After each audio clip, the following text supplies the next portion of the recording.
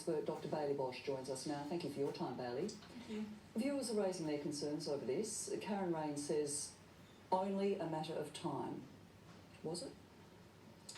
I think we're certainly seeing an increase in there's mental health issues that are starting to be a bit more recognised. Maybe we're better at diagnosing it, observing certain behaviours that are possibly indicative of mental health issues. So in that sense, I guess we are having an increasing number of difficulties in our young people, and possibly, just about within a matter of time. Lee White asks, what are they trying to do? Copy America?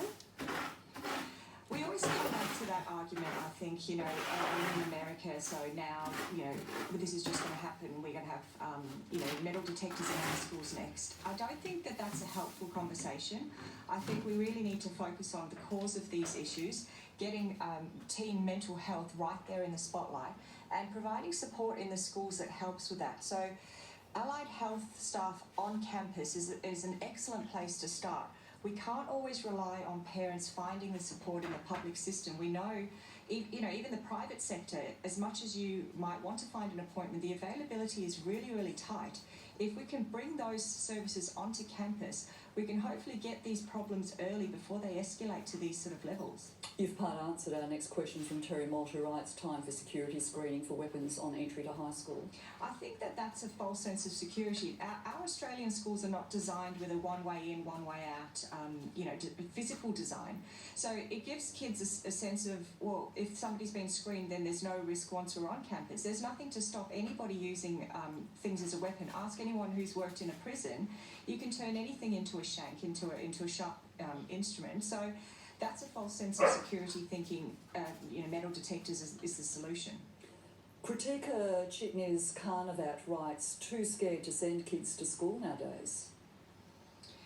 Again, we don't want to overinflate the risk here. Certainly an event like this is absolutely shocking. It's unacceptable. It's not anything that we would ever wish upon a school system anywhere in the world. But for us, we're very lucky. We don't have the high numbers of guns. We certainly, these type of events, while shocking, they're also very, very rare. So for kids, we need to acknowledge their fears, show compassion and understanding, but let ourselves not be alarmist and over exaggerate the risks in our current school system. Finally, Felicity Hudson wants to know, when will this anger stop?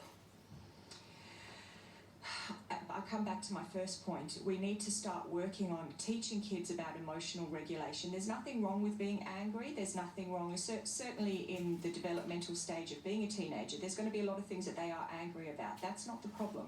It's how you express that anger and how that anger impacts other people. So I have no issue with kids being angry. I have absolutely no issue. What I have with the problem with is how do we express that in a healthy way that acknowledges the feeling, validates the feeling, but doesn't impact other people.